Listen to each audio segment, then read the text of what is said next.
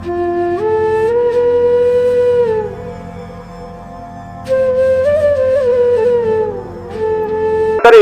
એનું નામ થયું માનસી ગંગા.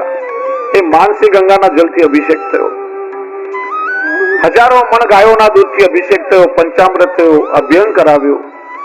પછી શુદ્ધ જળથી સ્નાન કરાવી, અંગવસ્ત્ર થયું, ગુલાબનું અત્તર સમર્પિત થયું, લાલ ધોતી ઉપરણા શૃંગાર થયા, સુંદર પુષ્પોની માલા સજાવી, કેસરનું તિલક, કુમકુમનું કમલપત્ર થયું, કુંવારાનો ભોગ સજાયો.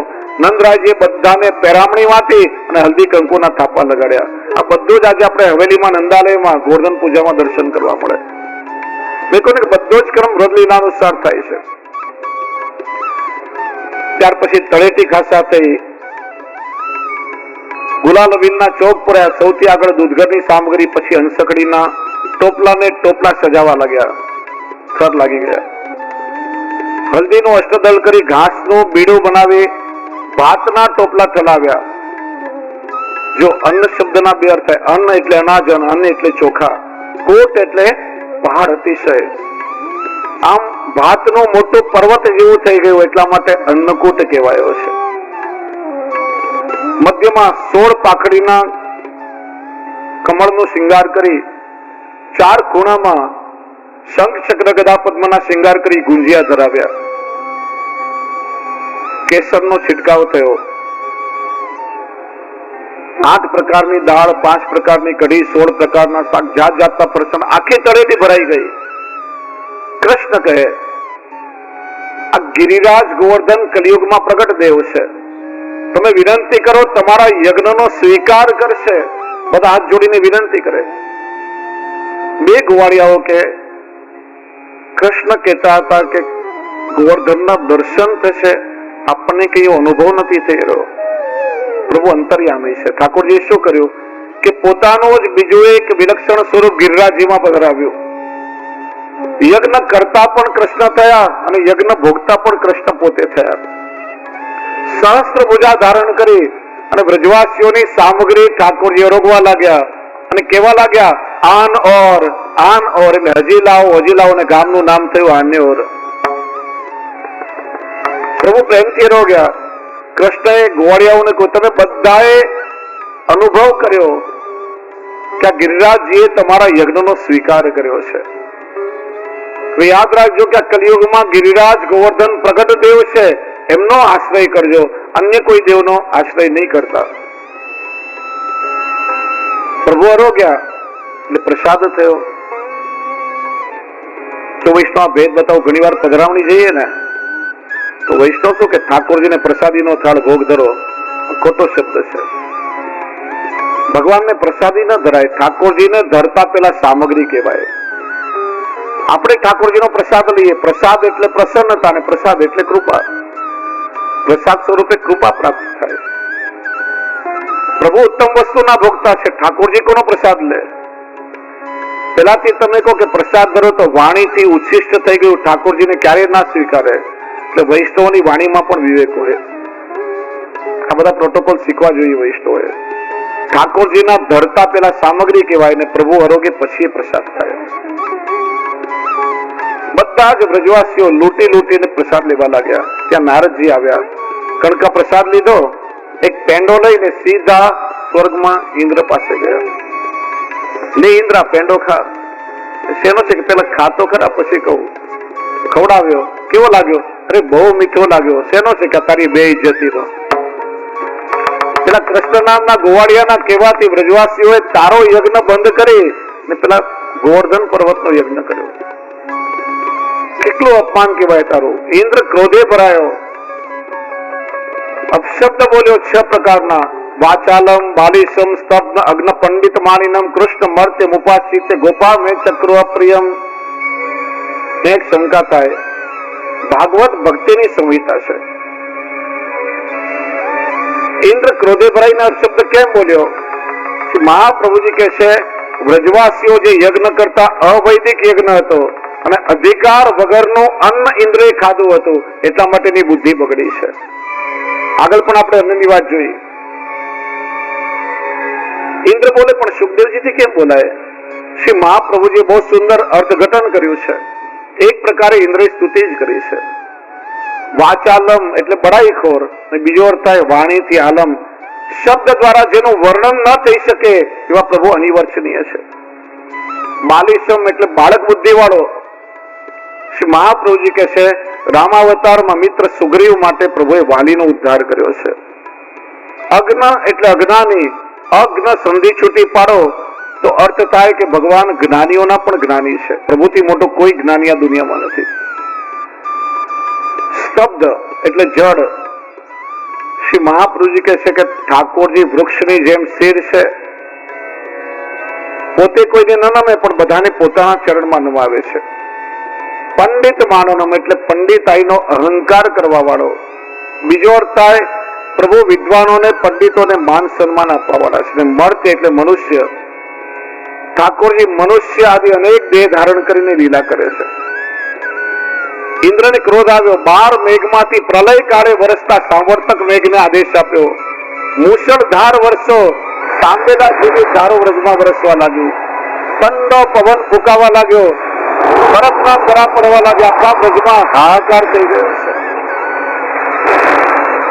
કોઈ અન્યાશ્રય નથી કર્યો.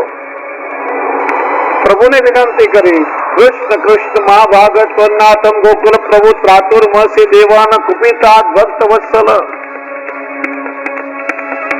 હે પ્રભુ, ઇન્દ્ર ક્રોધે ભરાયો છે, અમારી રક્ષા કરો. ભગવાને વિચાર્યા મેઘને પાછા મોકલી દઉં, પણ તો ચાકર છે, વિના કારણે ઇન્દ્ર દંડ છે અને વળી પાછો મારી સાથે લડવા આવશે. એક અપરાધ કર્યો, બીજો અપરાધ કરશે. ભગવાન તેઓના પક્ષપાતી છે.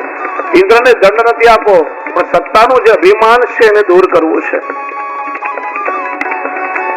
વ્રજવાસીઓમાં સામર્થ્ય આપો કે પોતાની રક્ષા પોતાની મેળે કરી લે. તો વળી પાછું એ સામર્થ્ય મેં આપ્યું એવું જ્ઞાન ન થાય અને એના સામર્થ્યનો અભિમાન આવે તો એનો બગાડ થાય. એના કરતા જે ગિરિરાજ ગોવર્ધનનો આશ્રય કરાવ્યો એને દ્રઢ બનાવવું. इति उक्त्वा एकेन हस्तेन कृत्वा गोवर्धनाचलम दधार લીલા કૃષ્ણ છત્રાકર્મીઓ બાલક. જેમ એક નાનકડું બાળક રમત રમતમાં પેલો બિલાડીનો ટોપ પાડી લે એમ લટકામાં પ્રભુએ એક શ્રેયસની ગોવર્ધન ઉપાડ્યો અને બીજા શ્રેયસની ટચલી આંગળીના નખના અગ્રીમ ભાગ પર ધારણ કરી લીધો. કેવા લાગ્યા? તસ્માન મત શરણમ ગોષ્ઠમ મન્ના તમત પરિગ્રહમ ગોપાય સ્વાત્મયોગેન સ્વયં મે વ્રતાહિત. હું ગોકુળનો નાથ છું. જે કોઈ મારા શરણમાં આવે એની રક્ષા કરવી એ મારો સ્વભાવ છે. તમે બધા જ આ ગોવર્ધનના છત્ર નીચે આવી જાઓ. ગોપી ગ્વાલ ગાયો પશુ પક્ષી બધા જ ગોવર્ધનના છત્ર નીચે આવ્યા. ઠાકોરજીએ છત્રભૂત સ્વરૂપ ધારણ કર્યું. 2 શ્રેયસથી મધુર વેણુ નિનાદ કર્યો, એક શ્રેયસમાં શંખ ધારણ કર્યો અને એક શ્રેયસની ટચલી આંગળી પર ગોવર્ધન ધારણ કર્યો. આ સ્વરૂપ એટલે ગોકુલમાં બિરાજતું શ્રી ગોકુલનાથજીનું સ્વરૂપ. ઘણા વિશ્વને ગેરસમજ છે. શ્રીજી બાવાને એ સ્વરૂપ સમજે. શ્રીજી બાવાનો શ્રેય સ્થાન છે, નિકુંજ નાયક છે. નિકુંજના દ્વાર પર ટાળાઈ વ્રજભક્તોને બોલાવી રહ્યા છે અને ગોવર્ધન ધારણનું સ્વરૂપ એ ગોકુલનાથજીનું છે. ગૌરવર્ણ છે. ઠાકોરજીએ સંકર્ષણ વ્યુત્યા લીલા કરી એ સમય ઠાકોરજીનો વર્ણ ગૌર છે. એટલા માટે ગોકુલનાથજીનું સ્વરૂપ ગૌર છે. 7 દિવસ અને 7 રાત ઠાકોરજી ગોવર્ધન ધારણ કર્યો છે. 6 દિવસમાં 6 ધર્મો અને 7મા દિવસે ધર્મી સ્વરૂપે દર્શન આપ્યા. 7 દિવસમાં વ્રજવાસીઓના 7 પ્રકારના અન્યાશ્રય દેવ ઋષિ પિતૃ આત્મા પુત્ર લૌકિક વૈદિક બધું જ અન્યાશ્રય દૂર કરાવ્યો. 7મા દિવસે ઇન્દ્રને પ્રભુની લીલાનું જ્ઞાન. એક પ્રશ્ન થાય કે 7 દિવસ વ્રજવાસીઓને ભૂખ તરસ ઊંઘ દેના ધર્મો બાદ નહીં કરી શક્યા હોય? શ્રી મહાપ્રભુજી કહે છે વ્રજવાસીઓએ મહાપ્રસાદ લીધો એટલે એમને તનુ નવત્વની પ્રાપ્તિ થઈ. એમના દેહ અલૌકિક બની ગયા છે અને કોઈ દેહના ધર્મો બાધક નથી બન્યા. 7મા દિવસે ઇન્દ્રને પ્રભુની લીલાનું જ્ઞાન થયું. ઐરાવત હાથી પર બેસી સુરભી ગાયને સાથે વ્રજમાં ઇન્દ્રોલી ગામ છે ત્યાં નીચે ઉતરી અને દંડવત કરતા કરતા મુખારવિંદ સુધી આવ્યો છે. કે છે ત્યારથી દંડવતી પરિક્રમાની શરૂઆત થઈ હશે. આપણે પ્રભુને વંદન કરીએ ને દંડવત પ્રણામ કહેવાય. શબ્દ પર ધ્યાન આપો. દંડવત, દંડ એટલે લાકડી, વત એટલે જેમ. પ્રભુના ચરણમાં લાકડીની જેમ પડી જવું. 2 પ્રકારે થાય, પંચાંગ અને સાષ્ટાંગ. પુરુષો બંને રીતે કરી શકે. બહેનોએ ક્યારે જમીન પર ઊંધા સુઈને દંડવત ના કરાય. પંચાંગ એટલે જાનુભ્યામ હસ્તાભ્યામ ચૈવ શીર્ષા વચસા દૃષા, 5 અંગોથી 2 ગોઠણ વાંકાવાળી, 2 હાથ જોડી, મસ્તક નમાવી, દ્રષ્ટિ ઝુકાવી અને મોઢેથી બોલવું જોઈએ દંડવત પ્રણામ. ત્યારે પંચાંગ દંડવત થાય. લાંબા થઈને શું કમર નીચેનો ભાગ છંગ સાથે એટલે સાષ્ટાંગ કહેવાય. પુરુષો 2 રીતે કરે. બહેનોએ જમીનમાં ઊંધા ન સુવાય એનું કારણ ધરતી સ્ત્રી રૂપા છે. વક્ષસ્થળનો સ્પર્શ ધરતીને થાય તો શાસ્ત્રોમાં અપરાધ બતાવ્યો છે. ગિરિરાજજીની દંડવતી પરિક્રમા પણ બહેનો આડે પડખે સુઈને મોઢું ગિરિરાજજી તરફ એ રીતે કરે છે. અને આપણે જયારે દંડવત પ્રણામ કરીએ ત્યારે આપણો અહમ ઓગળી જાય, અહમનું સમર્પણ થાય છે, પ્રભુને વંદન થાય છે. ઇન્દ્રએ સ્તુતિ કરી, ઠાકોરજી પ્રસન્ન થયા. શ્રી મહાપ્રભુજીએ ગિરિરાજ ધાર્યાષ્ટકમનું વર્ણન કર્યું છે. સુરભી ગાય બધી ગાયોની પ્રતિનિધિ છે. ભગવાને ગાયોની રક્ષા માટે ગોવર્ધન ધારણ કર્યો. સુરભી ગાયે પોતાના દૂધથી અભિષેક કરાવ્યો અને કૃષ્ણને ગોવિંદ એવી પદવી આપી. ત્યારથી કૃષ્ણ ગોવિંદ કહેવાયા છે. આજે પણ હજારો વર્ષોથી શ્રી ગિરિરાજજી વ્રજમાં બિરાજે છે. અનેક ભક્તોના મનોરથ પૂર્ણ કરે છે. આજે પણ પ્રગટ સ્વરૂપે શ્રી ગિરિરાજજી અનુભવ કરાવે છે.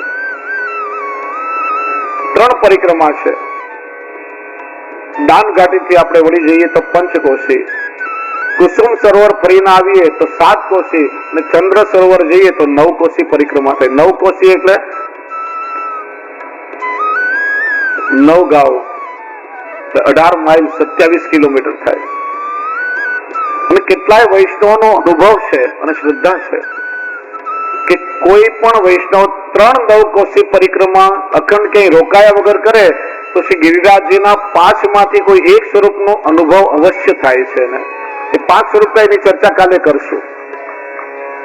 આપણે બધા જ માનસીમાં પરિક્રમા કરીએ. થોડી વાર માટે બધા ભૂલી જાઓ કે આપણે રાજકોટમાં છીએ. મગજ અને મનને શૂન્ય કરી નાખો. આપણે બધા જ મનથી શ્રી ગિરિરાજજીની તળેટીમાં પહોંચી જઈએ. જો તમે ઘણી પરિક્રમા કરી હશે, પણ પરિક્રમા કરતી વખતે સાસુમાને યાદ આવે ને કે ચાવીનો જોડો વહુના ભરોસે મૂકીને આવીશું. એટલે રોટલી બળી તો નહીં જતી હોય ને, ઘરનું ધ્યાન રાખતી હશે ને, આખો દિવસ પેલી મોબાઈલમાં તો નહીં હોય ને, કે પપ્પા વિચારે કે વેપાર ધંધો દીકરાને સોંપીને આવ્યો છું, ગ્રાહક પાછો તો નહીં જતો રહે. તો સમજવાનું કે આ કેવલ ખોળિયું આ શરીર વ્રજમાં આવ્યું છે, મન તો લૌકિકમાં ભટકે છે. એ પરિક્રમાનું કઈ ફળ ન મળે. આપણે શુદ્ધ ભાવથી બધા પરિક્રમા કરીએ, મનથી વ્રજમાં પહોંચી જઈએ. શ્રી ગિરિરાજજી કૃપાળુ છે. અહીંયા બેઠા બેઠા જય જગદીશ હરે.